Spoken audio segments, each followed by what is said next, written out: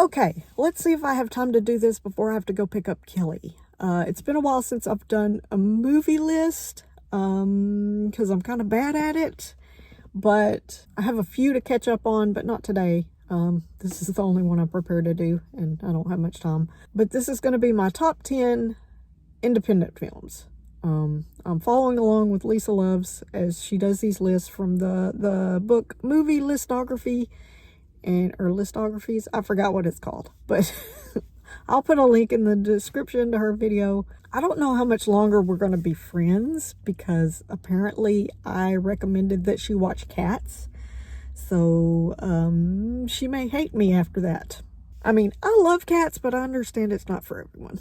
So I'm not sure which films would be considered independent films. I made a list of what I thought would be considered independent films, and then I kind of looked on Wikipedia to be sure, and then I kind of looked at some other people's lists, so then I found some that I didn't even think of. So best I could tell, these would be considered independent films. I mean, I know it's like, stuff made outside the big studios, but I don't really know that kind of stuff, like offhand, so yeah. We're going to start with some honorable mentions that were on people's lists that I didn't think of.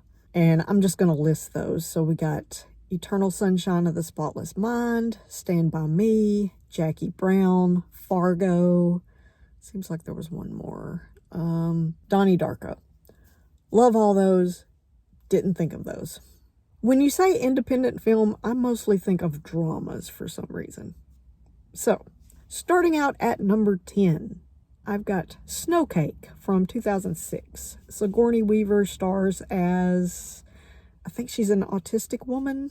I can't remember, but I don't want to give too much away if you haven't seen it. It also stars Alan Rickman, and he goes to deliver her some news and then kind of feels obligated to stay around and help her. And it also has Carrie-Anne Moss as a neighbor that he kind of gets involved with, but really good film. Number 9 is Go from 1999. It's been a while since I've seen this one, but I really liked it. Just would this be considered the Rashomon effect, where it kind of tells a story from different characters' perspectives? I like that. Number 8 is Eddie and the Cruisers 2, Eddie Lives from 1989. I think I saw this one first, and I actually prefer it to the first movie because I think it has a lot more Michael Pare in it. But I like movies about bands, and yeah, so.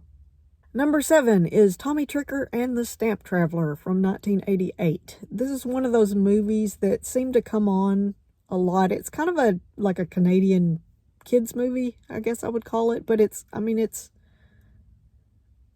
we're not talking like Barney or something. I mean, it's like, it's a movie. It's just, it stars kids.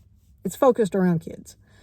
And there's like a magic fantasy element to it where, they use some kind of magic of some sort where they can shrink down and write on a stamp, like the letter gets made.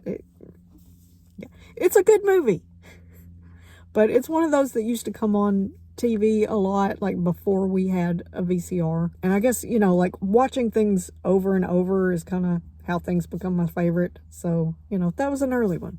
Number 6 is Clerks from 1994. I actually prefer Clerks 2, but, this one feels more, it's actually like more like a independent film because it's in black and white. It's like, it's low budget, the acting's not great. Very character and dialogue driven. And the story I've always heard is Kevin Smith, like, sold off his comic book collection to help finance the movie. So, that's independent filmmaking. Number 5 is Saved from 2004. Kind of a teen movie set in a Christian school. It's not a Christian movie. It's more of a dark comedy drama thing. Jenna Malone plays the main character who's questioning her faith after her boyfriend turns out to be gay and she gets pregnant trying to turn him straight. It also stars Mandy Moore and Macaulay Culkin. Number 4 is Bodies, Rest, and Motion from 1993, which of course stars Bridget Fonda, which is the reason I watched it. But Tim Roth plays her boyfriend who's tired of his job as a TV salesman at a mall or something, and he decides that they're going to move somewhere else without really asking her for her input. He just decides they're going to move, and then kind of in a split-second decision, he ends up leaving without her, and so she's left behind. And she ends up hooking up with a house painter played by Eric Stoltz. But I've always enjoyed this one. A little quirky, but... Number 3, My New Gun from 1992. Diane Lane stars as a housewife whose husband buys her a gun, which she ends up loaning to the neighbor boy, played by, what is his name? James LaGrosse. And he kind of won't give it back.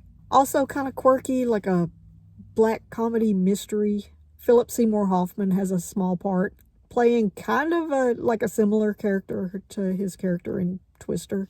Number 2, Dazed and Confused from 1993. Love this movie. It's very nostalgic because it's set in 1976, I think. But like my earliest memories are like the late 70s, and it's not that much different from when I was going to school in the 80s.